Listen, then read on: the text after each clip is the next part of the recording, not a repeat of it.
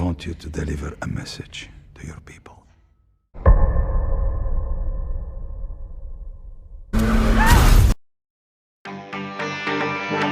Здравствуйте. Как дела, мои друг? Сегодня мне очень хорошо. Hai semuanya, bagaimana kabar kalian? Saya di sini baik-baik saja. Begitu kira-kira artinya. Kembali dengan saya Jaka. Kali ini alur film yang akan kita bahas bertemakan agen rahasia. Membicarakan film tentang agen rahasia selalu menarik juga seru. Karena selain memicu adrenalin, kita juga dipaksa untuk berpikir mencari benang merahnya. Ikan hiu makan sayur. Ayo kita skoy.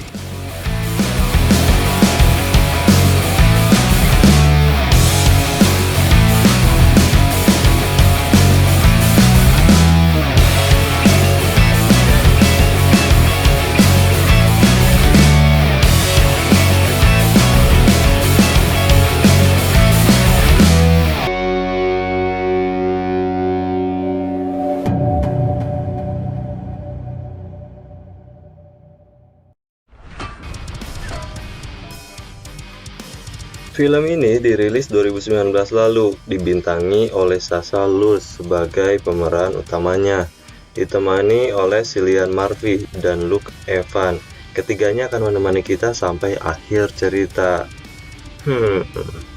Sepertinya cinta segitiga ini. Daripada tebak-tebakan, mending kita langsung ke alur ceritanya. Anna.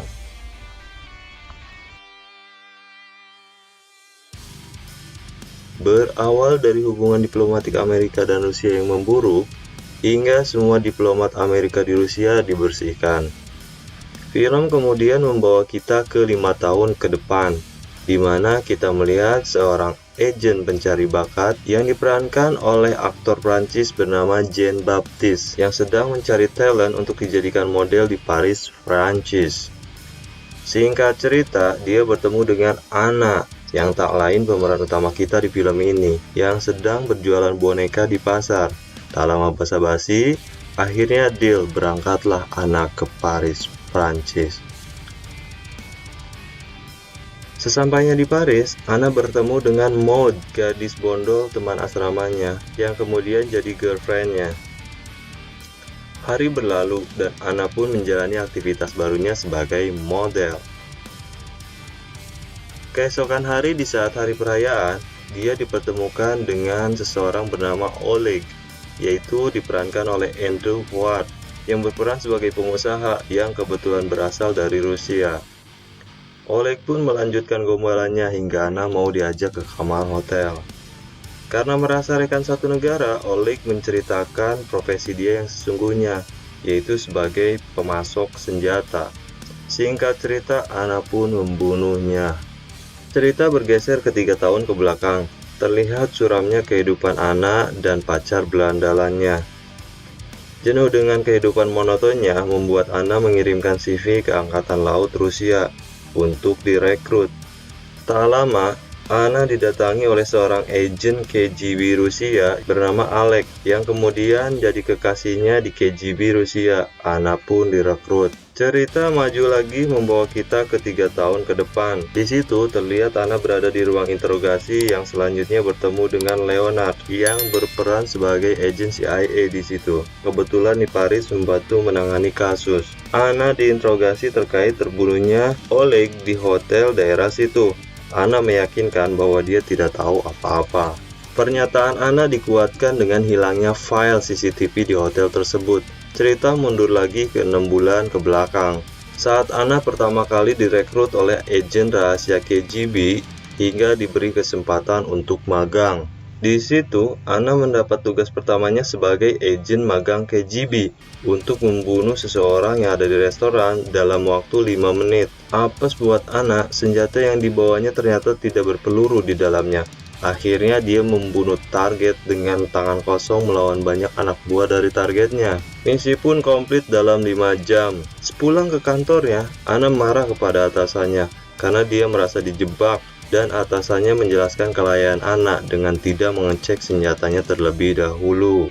Scene berikutnya terlihat kembali seorang agen model yang kesulitan mencari model yang sesuai dengan keinginan agensinya, dan dia pun diarahkan temannya ke sebuah pasar di mana terdapat banyak gadis cantik Rusia berjaga toko di sana, tepatnya di Moskow.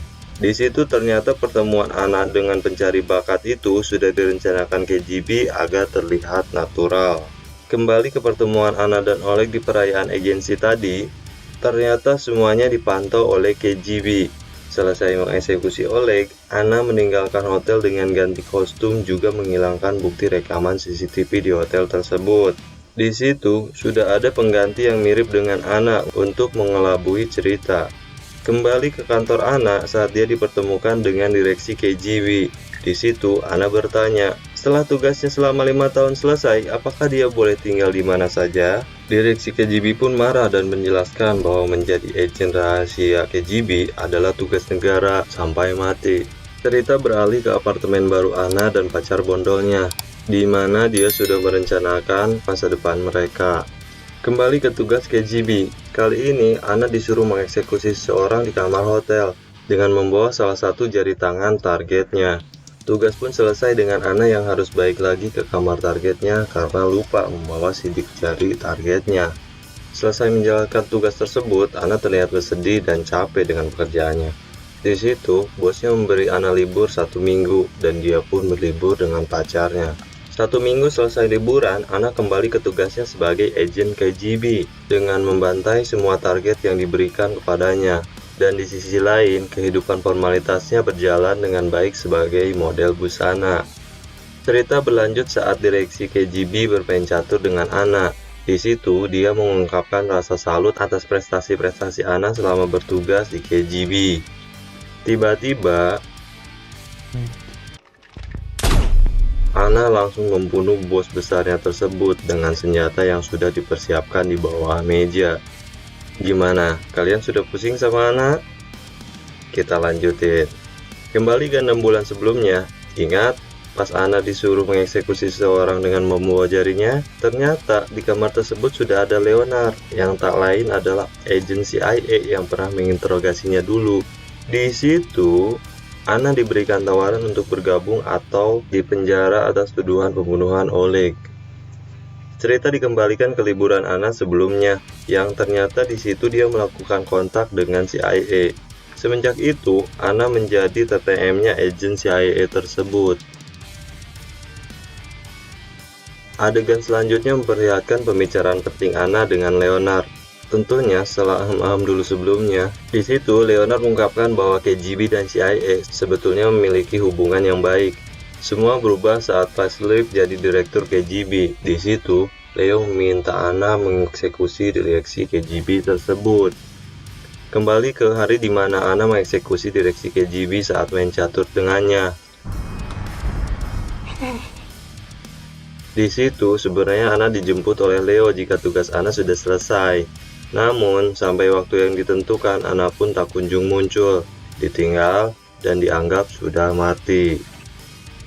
Cerita kemudian membawa kita ke Amerika, tepatnya di kantor CIA yang sedang sukacita atas kesuksesan Leo melenyapkan direksi KGB. Di situ, dia mendapatkan pesan dari Anna yang memintanya datang ke salah satu warkop di sebuah taman. Tentu saja Leo gercep. Anak yang sebelumnya dia anggap mati ternyata masih hidup. Leo pun OTW ke taman tersebut dengan pantauan agen-agen CIA di lapangan karena dia seorang agen yang harus dijaga keamanannya. Sesampainya di taman, dia memesan kopi liong dan dia tersadar bahwa di sebelahnya ada Alex yang tak lain adalah seorang agen KGB. Dengan mengamati keganjilan di sekitar, Leo pun meminta dikeluarkan dari situasi canggung tersebut. Tapi, sesaat sebelum pasukan menjemput Leo, tiba-tiba Anna datang dan mencium keduanya. Nah, kan? Tak lama basa-basi, di situ Anna mengungkapkan bahwa dia menyadap data-data penting KGB dan CIA untuk dijadikan jaminan terbebas dari tugas KGB dan CIA. Di situ, Alex tidak terima. Ingat, saat Anna telepon dulu, dia meminta janji Alex untuk memihaknya suatu saat nanti. Karena khawatir data rahasia dua agen besar itu bocor, akhirnya setujulah mereka membebaskan Anna selama 6 bulan dan Anna pun meninggalkan mereka dengan tangisan. Setelah itu, tanpa disangka Olga yang tak lain adalah juga atasannya di KGB, muncul dan membunuh Anna dengan cara menembaknya. Mendengar suara tembakan, Leo dan Alex yang sedari tadi canggung-canggungan, mereka langsung saling todong-menodong senjata. Situasi pun tegang saat mereka saling perintah pergi duluan. Ini gimana pemeran utama yang sudah tewas? Tar dulu. Kembali ke 3 bulan sebelumnya saat di Paris Anna pulang liburan, dia dijemput oleh atasannya. Di mobil, dia mengungkapkan bahwa dia mengetahui jika Anna direkrut CIA saat gagal membawa jari targetnya di hotel waktu itu. Olga melihat bekas borgol di tangannya. Olga yang sebagai paling senior di KGB senang saat mengetahui tugas Anna dari CIA yaitu melenyapkan direksi KGB. Di situ, dia menjanjikan kebebasan hidup pada Anna jika Anna sanggup melaksanakan tugas itu sesuai dengan skenarionya CIA. Kembali ke kejadian saat Anna dibunuh Olga di taman tadi. Ternyata Anna berpura-pura mati dan mayat pun diganti oleh orang lain yang sudah disiapkan Olga. Anna pun kabur melalui terowongan yang tidak jauh dari kejadian. Anna yang disangka sudah mati kemudian mengganti kostum dan juga penampilan barunya yang botak. Anna pun berlalu. Beberapa waktu kemudian terlihat Olga yang sudah sukses menjadi direktur baru KGB membuka laptop dan pesan dari Anna di laptop tersebut. Dia meminta Olga menghapus semua identitas pribadinya Anna yang pernah menjadi agen KGB. Kebetulan file tersebut hanya bisa dihapus oleh direksi KGB. Karena Olga sudah menjadi direksi KGB, data pun dihapus dan Anna pun terbebas menjalani hidupnya. Dan film pun selesai. Pusing, sama. Tapi seru kan? Saya Jaka, ketemu lagi di cerita selanjutnya. Jangan lupa like, subscribe, dan tinggalkan komen film apa yang akan kita bahas selanjutnya. Despidanya.